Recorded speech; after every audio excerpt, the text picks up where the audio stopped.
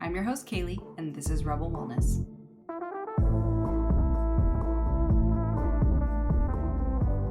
You've just tuned in to Rebel Wellness, the podcast that's here to revolutionize your approach to personal health and well-being. I'm your host, Kaylee, also known as Coach Kales, and I'm thrilled to have you join our Rebel community. In a world that's saturated with fleeting diet trends and unrealistic beauty standards, we believe it's time for serious change. Our mission is simple yet profound: to empower women like you to break free from the confines of today's diet culture and embrace a holistic approach to health that's sustainable for the long haul. If you're like me, you're here to embrace the concept that true well-being encompasses every facet of your life: mind, body, and soul. Rebels believe in aligning our journey with our individual needs and values because a one-size-fits-all approach just simply doesn't cut it anymore. This podcast is your safe space to explore the depths of wellness, guided by myself, experts, real-life stories, and genuine commitment to your growth. You're here to begin your transformative journey, and it's time to discover your own version of balance in your health. Every week, when you tune into Rebel Wellness, we'll learn, grow, and rebel against the polarizing, outdated norms to finally achieve lasting vitality and joy. Because that sounds pretty great, right? Your journey starts now, and I am so excited that you're here.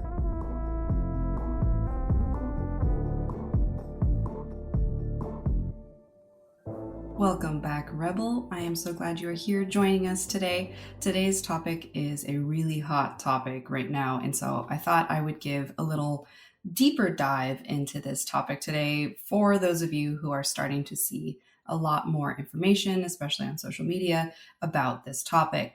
So today I am going to dive into microplastics and the whole world of why this is kind of becoming more noticeable right now with the way that we are starting to actually be able to study it more and see where microplastics, tiny little plastics, are getting into everything and what does it mean for our health, right? This is the thing that we are the most concerned about because plastic is, we joke, we call things plastic when it's fake, right? Everything that is not natural to the world is usually in a category of like plastics or just man-made chemicals in general. So they're kind of synonymous, and it's really important to think about it that way because we have to recognize how much this can be impacting our environment and therefore us as humans living in this environment and how it impacts our body. Our body is all made out of natural substances and materials. So it's really important that we talk about this today. And so I'm going to, as always, try to make this as interesting and digestible as possible for you. So I hope that it is going to help you leave this conversation today a little more knowledgeable about the risks and environmental factors that come into play as we are learning more and more about microplastics. And be sure to stay tuned all the way to the end of today's episode because I'm going to give you actionable habits and lifestyle swaps that you can implement even today to reduce your exposure as much as possible to these plastics. It's going to be kind of mind-blowing to see where you are probably getting more plastics in your body than you would want. And as always, like, these things hang out in your body, and it's inevitable that they're going to start to wreak havoc on multiple systems in your body because they're just not meant to be there. And so we're going to get into all that down and dirty talk about it. But at the same time, for those of you who have heard the Forever Chemicals episode, PFAs, for example, this topic is going to be very synonymous to that conversation because they are kind of one and the same. If you haven't listened to that episode yet, that is a great one because it kind of covers a lot more than just microplastics in the way that a lot of these different forever chemicals come into our body and the environment as well. So definitely check that one out. That is episode 41. It is a good one. Definitely listen to that after this one if you want to learn more about more chemicals and resources to help you clean out your lifestyle and your diet and whatnot for your family, yourself, your friends, etc. Also, if you find this episode helpful for you, or if it's a conversation or a topic that you've been having with other people in your life, I would love for you to share this episode with them, and maybe it'll help them feel a little bit more empowered with the knowledge that we talk about today. But with that said, come join our community if you haven't already. at Rebel Wellness Podcast on Instagram, as well as at Kaylee Loren. You can find both those links to my Instagrams on the show notes. Definitely come join our community. You can also join our newsletter to get a whole bunch of great health advice and resources for you once a month from coachkales.com. You can sign up to the newsletter a multitude of places on the website. So I hope you come join our community. Without further ado, let's dive into this episode all about microplastics, and I hope that you enjoy it.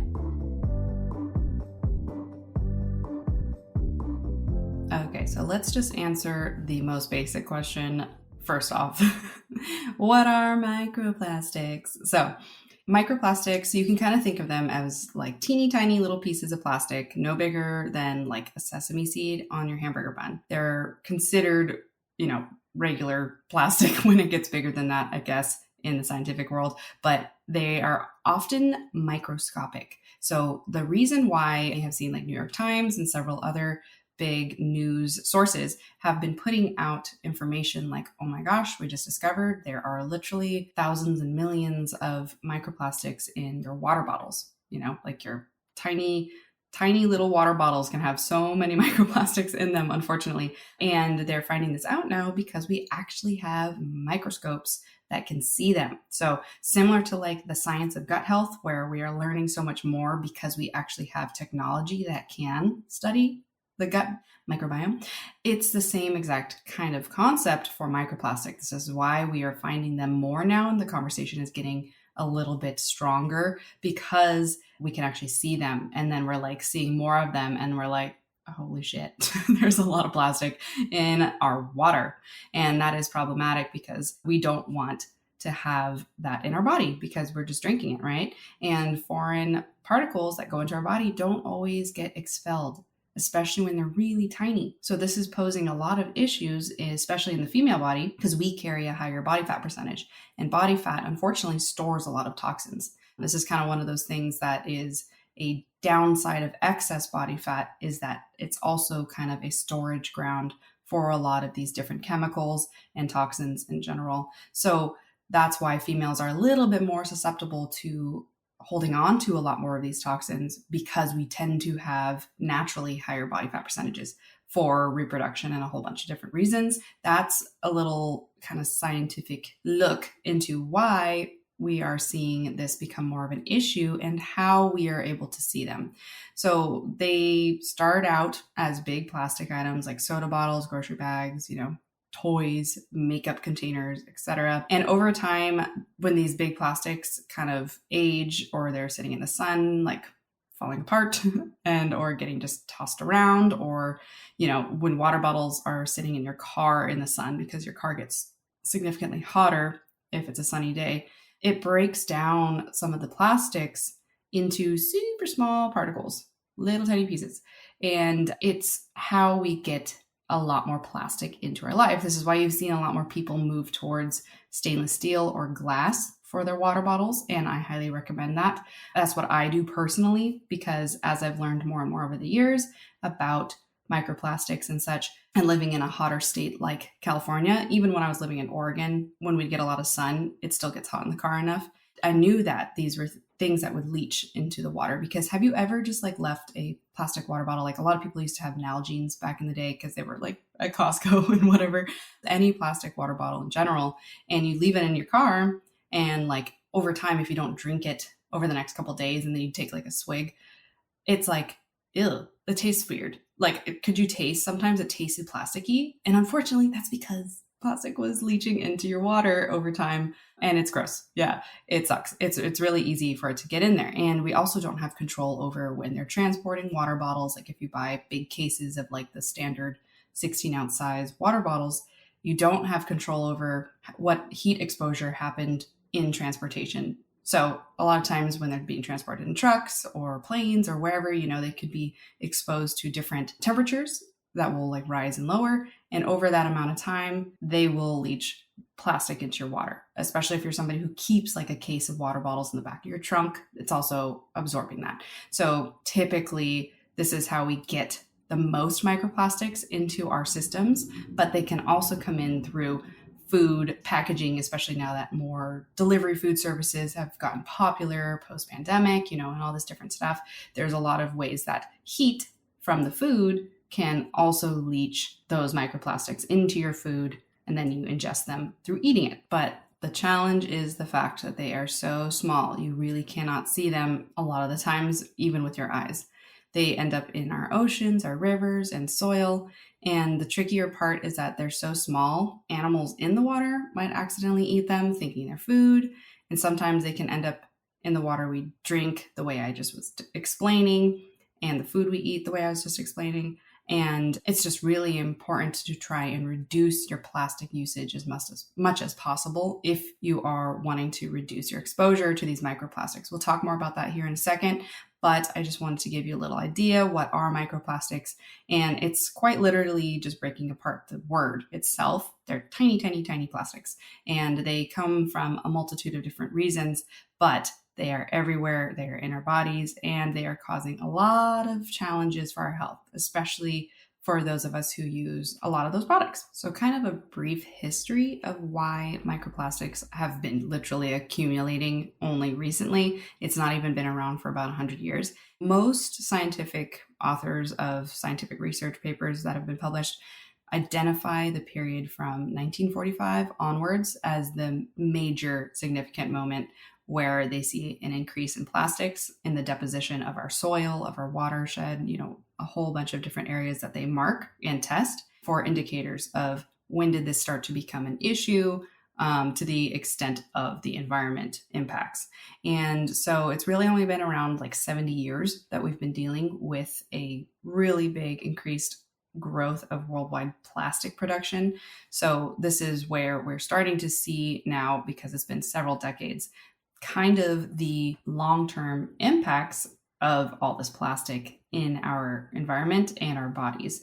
It's also been pointed towards some research behind different neurological imbalances and diseases in babies now or children now, and along with a multitude of different situations, including like allergies, intolerances, the gambit. So we're starting to see where maybe these chemicals that have come from our plastics, especially since a lot of chemicals were allowed for a long time until we saw enough research and evidence that it was bad, cough, cough, BPA, and a lot of the other BPs in general, where we are seeing how it is negatively affecting the human body. And they are starting to put it on a platform where people are like, I don't want to buy those products anymore. So then companies are kind of forced to remove those chemicals, but they usually just replace it with other chemicals until those chemicals also get marked as not healthy either. This is just the sad truth of it, which is why reducing your plastic usage in general is really important.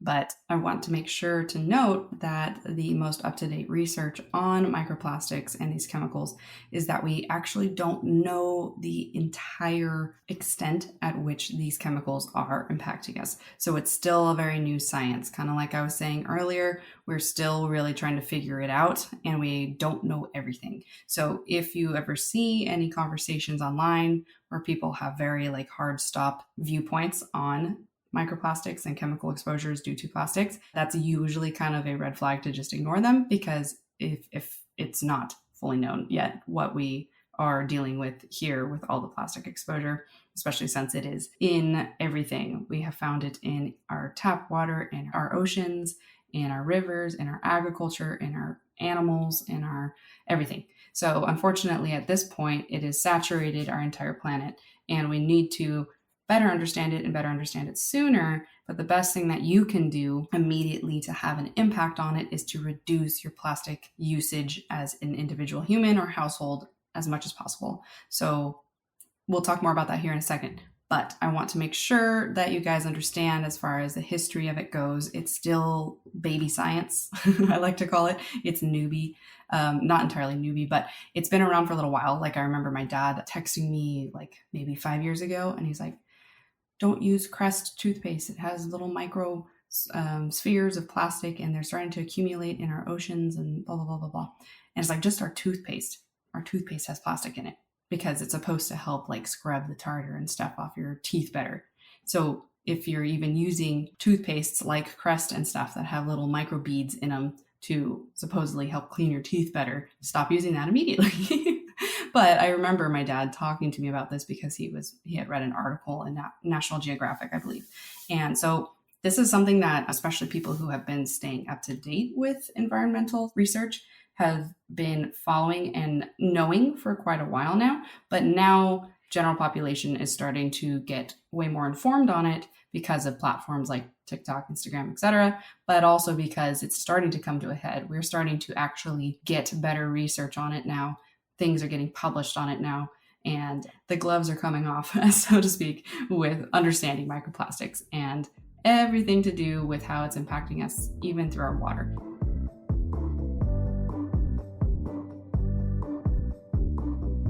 So I do want to take a moment to kind of talk about water, because that is one of our major ways that we are getting exposed to microplastics, because they literally are pulled out of the ground or whatever material it falls onto or crumbles onto or is deposited into, such as like our landfills for our trash and such, and gets transported by water, and then it stays usually in the water or wherever the water has been transporting. This is why you'll see it a lot of river beds have layers of microplastics, especially in certain areas where they don't take care of the water that flows into nature very well. So a lot of more countries that don't do a lot of care to make sure that that doesn't happen. And I mean, but even in the US, we have a lot of situations where it gets into our watershed and such through that. But that's where water comes in and becomes an issue, because we have, especially in places like California or just the US in general, we have a really huge population, right?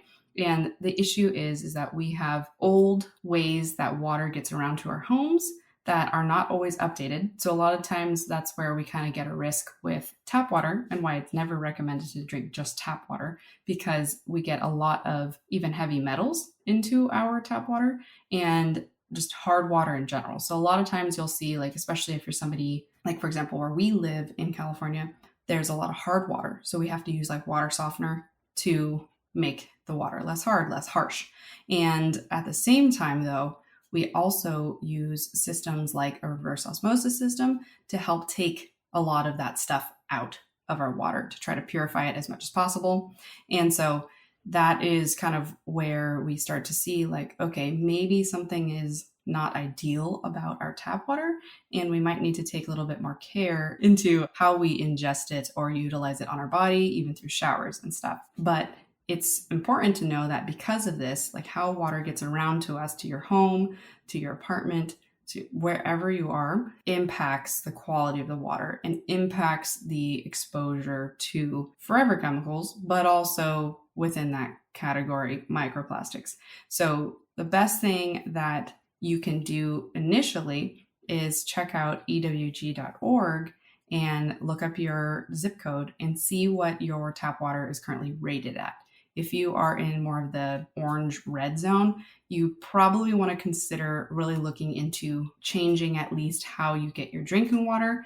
Unfortunately, even fridge water is not very good. I just actually was talking to several clients about this, and one of my clients had one of those like electronic water testers, and they said they were really surprised to see that their water that was coming out of the fridge, despite having that little filter thing that you install, especially if you do or don't replace it at a timely manner, it comes back basically the same as your tap water from your sink, which kind of makes sense because it is coming through like a tap through the back of your fridge. But how much does that little filter actually work, right? And so for us, I borrowed their little stick and I brought it home. Sure enough, the only water that actually had a really good close to pure rating was the reverse osmosis water. So I'm really grateful that our home came with a reverse osmosis filter, because that's dominantly what I drink from. You do have to add minerals back because it does remove literally almost everything and makes it as pure as possible just through how reverse osmosis works. But with that, it is very interesting to find that unfortunately our water from our fridge was literally like 20 points below our tap water from the sink, which is gross, right? So if you are somebody who is like been drinking out of your fridge water thinking that it's been filtered water, unfortunately you might actually be still getting exposed to a lot of different chemicals including microplastics, because it doesn't filter well enough. It's kind of like how a lot of the Brita filter water filters, and a bunch of them have been kind of, I wouldn't say red labeled, but they've been called out lately about like not actually being that effective. It's unfortunately true. Same thing goes, because it's usually the same kind of filtration system out of your fridge water. So that's not great, especially too if you're somebody who uses ice a lot from your fridge water. You don't make your own ice like with little trays. That's also a place that you could be getting unknowingly exposed to microplastics as well. Hey Rebel, I'm just sliding in real quick to tell you about the newest free resource that I have just launched for you. You really don't want to miss this one. I've been talking about several things the last few podcasts where I really wanted to share some free resources with you to help you on your wellness journey and approach it from maybe an angle that you've not experienced before, but in a good way. So I know how getting back on track can be exhausting and overwhelming, especially if you haven't aligned with your health in a hot minute, maybe. I noticed a trend with my one-on-one clients over the last years that many of us jump into like hardcore restriction after returning from vacations or holidays or just emotional events, like whatever it might be that might take you off your usual habits or health routine. I coach them on all of these same core elements to get them back on track with a lot less shame or frustration. So I wanted to make this coaching bit accessible to everyone because they can't be the only ones struggling with this, right? So I created the post-vacay reset guide. It doesn't have to just be after a vacation, but the concept stands that it's after taking a little vacation from your usual routine, or maybe just a health routine that you want to be in more consistently. So all my top steps and mindset tips to get you back into alignment with yourself are in this guide. And it's a system that you can easily implement over and over again. So you may not even need the guide once you've gotten it down. And that's the goal, right? That's the goal that I would want you to have, is that you establish this mindset change and approach to getting back in alignment, more than just friggin' juice cleanses and intense sweat sessions 5 days a week. You know what I mean? So I've even included bonus content like a printable planning page and a 14-day reset challenge should you need a little more direction in getting your cravings back in check, dropping the extra water weight, inflammation, and all that and more. So this guide is 100% free, no spam attached, I promise you. So hop on over to my Stan store, stan.store/Kales to grab a copy, or you can just hop on my website, coachkales.com, click the freebies link to get yours there as well. And I think you're really going to like how I approach resetting. It's going to be a lot different than your average detox. So I hope that you enjoy it. And all right, let's get back to the show.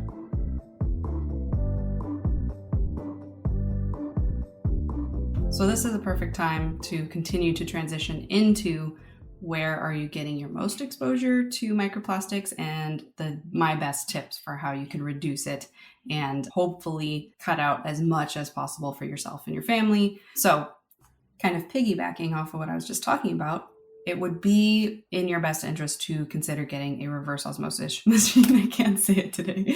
An RO machine. Anything that's reverse osmosis is considered RO. So I'll probably just reference it now as RO. You might see it online as RO. If you follow health gurus and things or whatever on Instagram, you may have seen them use RO when they're talking about water, and that's what they mean. If you've always been like, what the heck do they mean by an RO?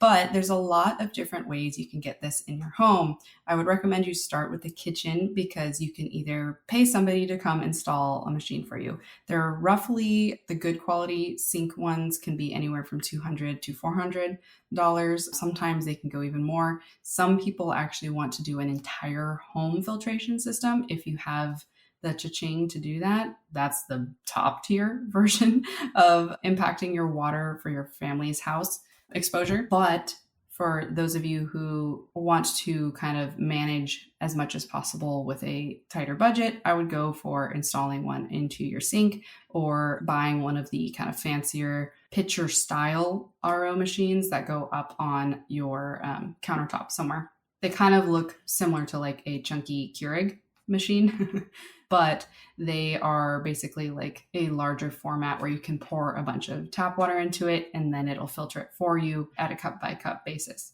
There's a ton of them available on Amazon. I also have on my coachkales.com, I've put together a bunch of resources for you guys as people ask me to of my like Amazon links. So if you go to my page and you go to resources, there should be Amazon and affiliates. Click on that, scroll down. There's several of the ones that my clients have used and that I have used that I recommend on there.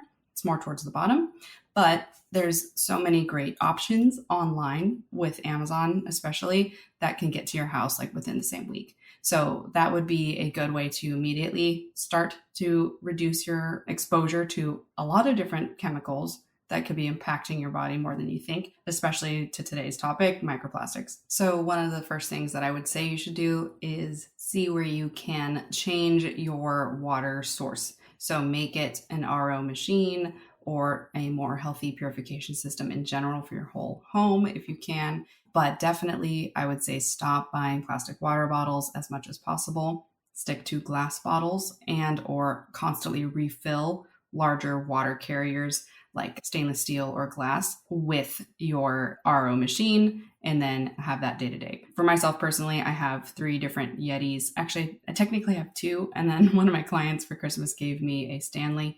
So I have a 40-ounce Stanley, and then I have 36-ounce Yetis all over the house that I drink when I need water. And I refill it constantly with my RO. And I always have 1 to 2 electrolytes, powder mixtures, or Noon tablets a day, because you do need to put minerals back into your water. If you're drinking purified water all the time, you are going to actually be depleting your body of minerals, because really purified water needs minerals to balance out the water molecule, and it will complete that molecule by pulling those nutrients from your body as it passes through your body with extended use of not replenishing those minerals. So that's your sodium, potassium, magnesium, chloride, calcium, etc. You do want to make sure that you're getting those in your diet extra, because with an RO machine, it's purifying it. So something that I do want to note too is that I know a lot of people have kind of made not drinking tap elitist, but here's why it's important to consider changing your thought process on that. Because what the big issue is, especially I'm speaking to US, everybody in the US, our population is so large, our country is so large, that we have to go to whatever measure possible to get water to every single human that is living and has homes and or doesn't have homes on the land that we occupy. So with that said, that is a lot of responsibility to get water around to areas that never had this amount of water. Like, you couldn't just be living in the desert in Nevada and be like, I'm going to turn my shower on and have a lot of water. That's why they've built watersheds and reservoirs to specifically have water available for the homes there, so you can get the same quality of water pressure in the middle of the desert as you do along the coast of California, So in reality, we have to move water around from place to place. That means a lot of opportunity for lower quality water to be utilized to get around.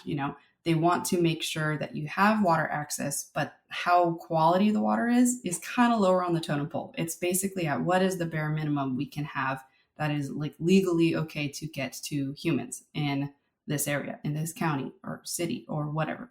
And so unfortunately, that means that our water quality for giving water, which is life, to millions and millions and millions of citizens means that our water quality is lower and lower, because we just need to get water that is technically digestible and not dangerous to as many people as possible, okay? So that means that our quality of water isn't as good as somebody living in the Swiss Alps who could just literally put a water bottle in a river. You know what I mean? So unfortunately, the thought process that any water is fine water, especially if you live here in the US, is a little bit faulty, because we unfortunately don't have good quality water that's accessible, especially out of tap, and especially coming out of our hose. Like, gone are the days where our grandparents were drinking water out of the hose in the 40s back in their backyards.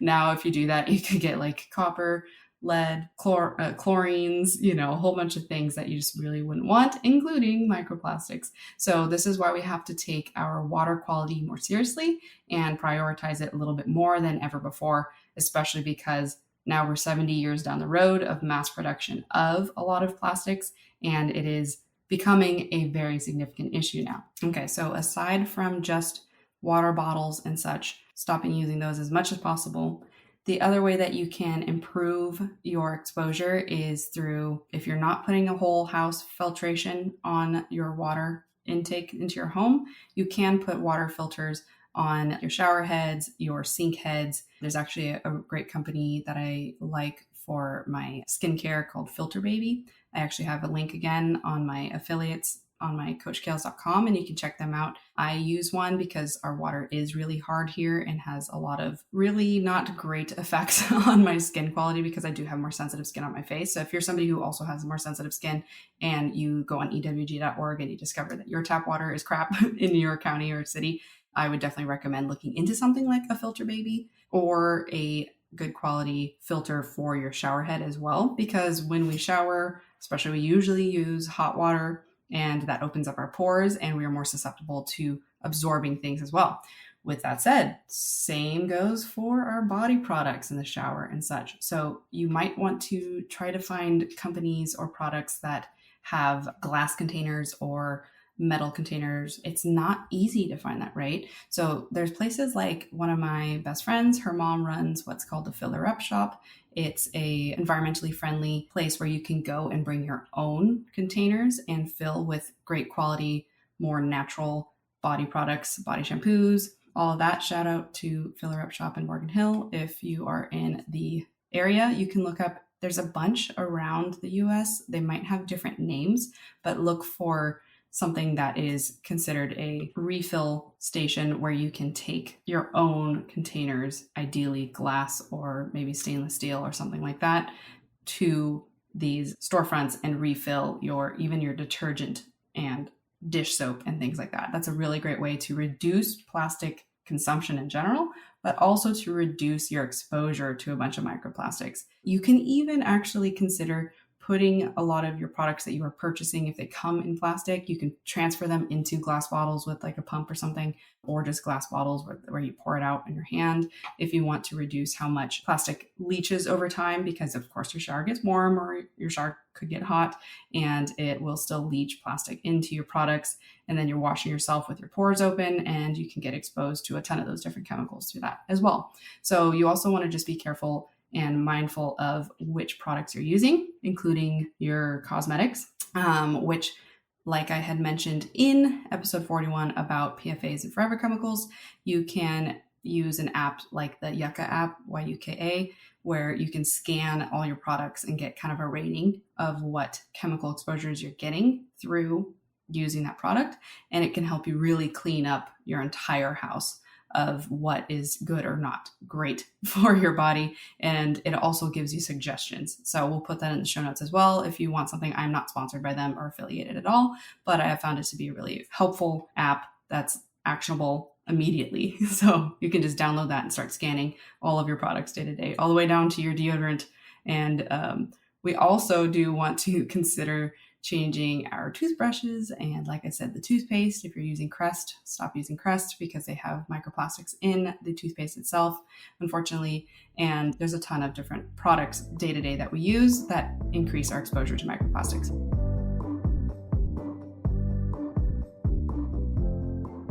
All right, Rebel, taking a moment here to answer our question of the episode. I actually saved this question from a few months ago from Jackie, one of our listeners, who had asked me, I had made a post about plastics in general, or it was forever chemicals, actually, I believe.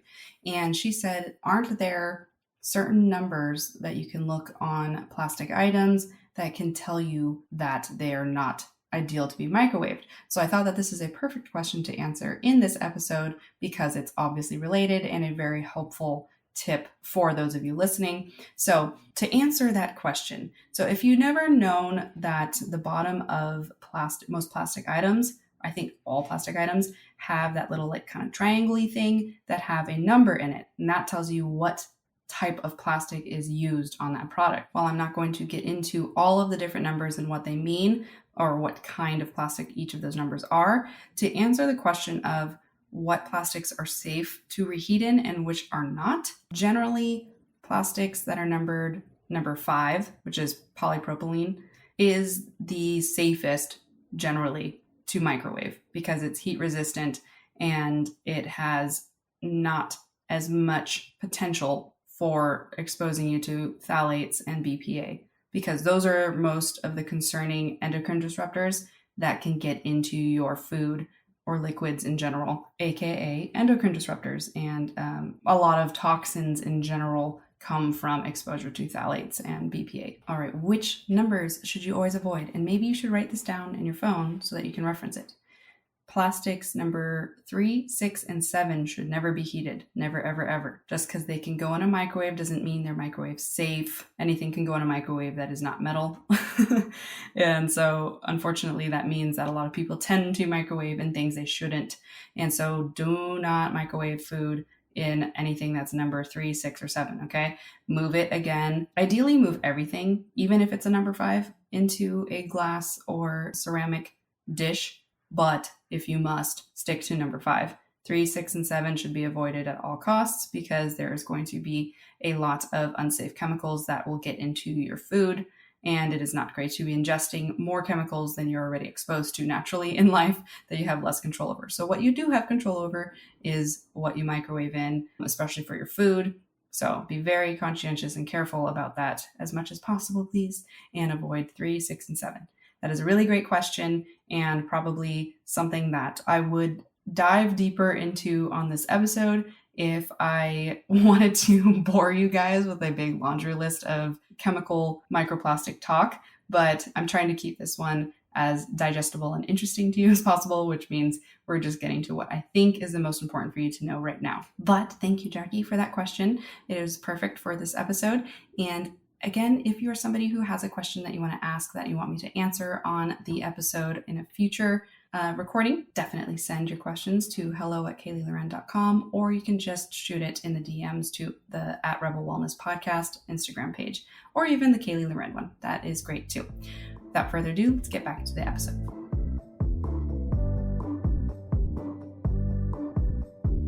Okay, so let's get into then why and how do we get, what is the reason we are so concerned about microplastics in our body? What does it do to our body, right? That's something that you're probably wondering, why is this actually a big deal? Well, it seems to be one of the major areas to focus on of why microplastics and nanoplastics, that's another term I haven't used, but that's the even smaller than microplastics, which is crazier. Both of those topics, or variants rather, are mainly impacting our mitochondria. So our mitochondria, if you didn't know, is kind of like our powerhouse of our cells. It supplies the energy to the cell through respiration, which is a scientific process of how our cells get energy. And mitochondria are super essential for many cellular processes, including protein production, metabolism regulation, etc. So a healthy mitochondrial system is super essential for your overall health and well-being, but these organelles are vulnerable to environmental stressors such as these microplastics. So when our mitochondria come into contact with these particles, they can be damaged and impair cell function overall. So this is kind of crazy, right? So our impaired mitochondrial function can lead to a wide range of health issues, including things like fatigue, headaches, gastrointestinal problems, and a lot more. So in multiple cases that have been recorded, it is kind of believed that these impacts to your mitochondria might lead to conditions like Parkinson's or Alzheimer's. So this is a big deal, right? Our exposure to microplastics could be leading towards these major life-altering late life diseases. I used to have an ex-boyfriend in the past who was at high risk for Alzheimer's. So when I was in my early college years, I kind of did some deep diving into the modern research on how to prevent Alzheimer's, right? Because that's what your initial reaction might be if you hear that somebody you might be with for a long time might get Alzheimer's. And so for me, or at least that's what I do, because I'm a nerd, I started to realize that Alzheimer's is not as genetic as people think. A lot of people just were like, oh, Alzheimer's, it runs in the family, so you're probably just going to get it. Yes and no. There's a lot of things with a lot of diseases we're finding can come from different areas. It can be genetic. It can also be environmentally exposed or caused, rather. And so Alzheimer's, there was a lot of research that was starting to happen. This was back in 2014, 2015, that they were starting to find that lifestyle factors and exposures to certain chemicals and things in your environment increase your risk for Alzheimer's. So unfortunately, the reason why this is like newer science is because we've now started to be like, oh, could something else be a reason for this disease? Like how do we study this? And then it needs time to study people over a longevity type of study and see like, okay, conclusive evidence, this is an impactor. So the reason why we used to know this or that about one thing and now we learn this thing, it doesn't necessarily negate the fact that we used to believe it was just genetics, but at the same time, it does bring us new perspective into the wide world of what we consume or what we absorb into our body can absolutely impact our health in a whole bunch of different ways. Okay. So this is why it's really important to not become very black or white on how you understand certain diseases, or like I was even talking to a lot of my clients recently about ADHD, how it actually isn't known whether or not food and chemicals can impact ADHD in humans, especially children, because there's not enough research either. But you'll see a lot of people all over online being like, nope, it's only genetics, and it's actually, no, there's actually a lot of people who have it that are not hereditarily related. So similar to that, we are starting to see that microplastics and these chemicals that are in the plastics that just hang out in your body can cause things like Parkinson's, Alzheimer's, and a whole bunch of different issues, especially starting with the mitochondria. And this is really interesting because it's as I continue to learn more and more about these different environmental toxins, and we would consider these as endocrine disruptors. So our endocrine system is our hormones, and our hormones manage literally almost all the functions in our body that for a lot of my clients in the past that we were never really sure why certain things were showing up a certain way. Now learning a lot more about these environmental toxins like microplastics or just forever chemicals in general kind of put a potential question mark. They turn it into like it might be exposure to microplastics, and it's annoying because I know how many people want to be like, it can't be that. That just seems like really like not, seems too easy, or it seems too small, like couldn't be possibly causing any of that stuff. But it absolutely can. And I've had a lot of clients that have gotten really high quality, in-depth testing done on their gut bacteria, their stool, their hormone levels in general. And we're seeing that a lot of them are coming back really high BPA, which comes from microplastic exposure because BPA comes out of plastics. And BPA is a forever chemical. It's these chemicals that are endocrine disruptors. So it's going to absolutely impact your hormone levels. Everything from your sex hormones, because hormones are not just testosterone, estrogen, progesterone. Hormones are like vitamin D and cortisol, melatonin. There's so many different hormones that actually are getting impacted from too much of this stuff getting into your body. And so I also have had another client where we've been like, why does she have such bad mitochondria function? She's not that old. She's in her early 30s. Like, what is going on? And now, as we continue to learn more about it, I would absolutely bet her exposure to microplastics in her youth and or her parents, like her moms, because you get a lot of your initial body and your health from your parents. And unfortunately, these chemicals and plastics are crossing the barrier into fetuses in the mom's body, because it used to be that they could avoid getting through the placenta, but now they're actually just getting in through your umbilical cord because they're coming in through the bloodstream. And that's scary, right? And that sucks. So changing the way you view microplastics and understand it as this whole health issue that can start from your mitochondria down into your hormone function and way more than that, as we start to learn from more research, it becomes a lot more important, hopefully, for you to consider taking these things seriously. Because as you have lower mitochondria function, you even see a lot more risk of health issues that include like fatigue, headaches, migraines, nausea, and depression, because those are all the body's natural symptoms when something isn't operating at its best.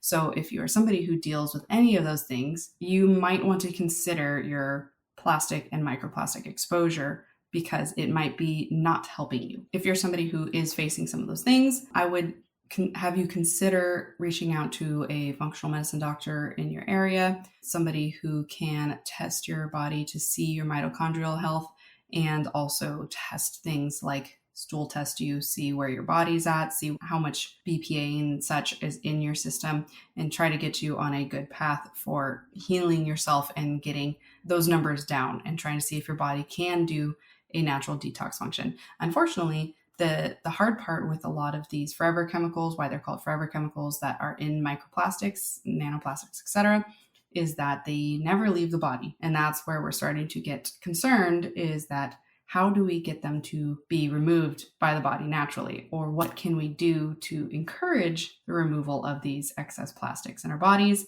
And there's not entirely conclusive science on that yet, but I do know that there are several groups of scientists heavily researching substances and or different mechanisms to get those out of our bodies, but not even just our bodies, out of the ocean and a whole bunch of different areas, because we're realizing that this plastic issue is worse than we think. So we definitely want to take this all seriously. So it's definitely complicated to get as deep as possible, but I hope that that was deep enough for you to kind of better understand the risks of microplastics and how you can impact your own life by adjusting what exposures you have in your home, what exposures you have out in the world, and how you single-handedly impact your household with reducing your usage of plastics in general, because they're unfortunately everywhere. They've become so commonplace in our homes, some homes more than others, but you can absolutely benefit at least your own health, your family's health, or your roommate's health, or your pet's health through reducing your plastic usage and filtering your water better, because our water is the biggest concern with how we're getting it just into our body, either through our skin or through simply just drinking it, ingesting it. So definitely also consider what ways you're getting exposed to plastic and mindfully note that. Like if you're somebody who frequently door dashes and all your food always comes in plastic containers, or you're somebody who cooks in the microwave a lot in your Tupperwares and such, you're going to want to switch to glass as much as possible, or your ceramic plates, like move everything to a non-plastic microwave safe vessel and try to always heat things in that. On the same note, from the PFAs, I mentioned that one of our biggest exposures is through like Teflon and nonstick coating. So if you can learn how to cook on cast iron or stainless steel, that is going to reduce your exposure through your food a lot as well. Make sure that you're not using appliances in your house that have coating like that on it, any plastic coating or as much plastic as possible. A lot of coffee makers and such like Keurigs process hot water and hot things through plastic. Inevitably brings microplastics, nanoplastics into your coffee and everything. So you may want to switch to something like I use a Chemex. Sometimes I use the harder plastic AeroPress, but it also has the filter on it. I would say in the best effort to reduce it, you may want to start doing like pour overs. Like you can do single serve pour overs, or you can use a Chemex. I know that they take more time, but your health is worth it. Or you can also just do cold brews, and in a giant glass pitcher, you can cold brew your own coffee that way as well. And it's going to reduce your plastic exposure tenfold. So there's a lot of different ways that you can impact your health in a positive way. And it's going to be potentially a small investment or a mindfulness change that's going to require like some mental effort at first. But once you start to swap everything to less plastic exposure, you're going to make such big impacts on your health. So that's it for today's episode, Rebel. I hope that you understand microplastics a little bit better and you can help teach other people how to reduce it in their life as well, because it's going to be a joint effort to help our environment and our own individual communities to help our health in the big long run. So if you found this episode helpful, I'd love for you to share it with somebody you think could benefit.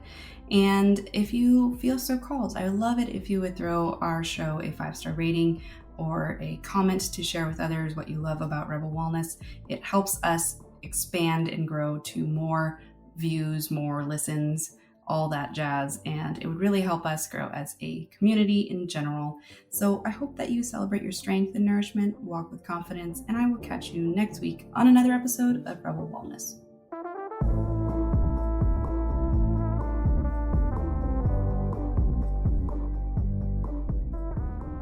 If you are are still listening, thank you for tuning in to our latest episode of Rebel Wellness.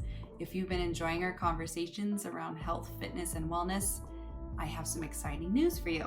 So if you would love to join our newsletter group, you can join us on coachkales.com, or you can join my Stan store at stan.store/Kales, Kales. And that's an awesome opportunity for you to snag some freebies that I've created, including a macro hack grocery list that is going to help you kind of design a custom grocery list, especially for following macronutrients, because as you know, if you didn't listen to my Macros in May series, I would go back to those episodes because it has been a game changer for so many of our listeners for getting more on top of how to shape their physique and their health goals with the food they're eating. So don't sleep on that. Go get your free download, STAN, like Stan the man, stan.store/Kales, and you can also join our newsletter from that.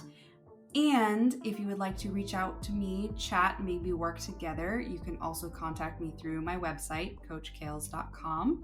And I would absolutely love you to join our Rebel Wellness Podcast Instagram, which is at Rebel Wellness Podcast. And you can also join my flagship coaching page at Coach by Kales. That's where it all began.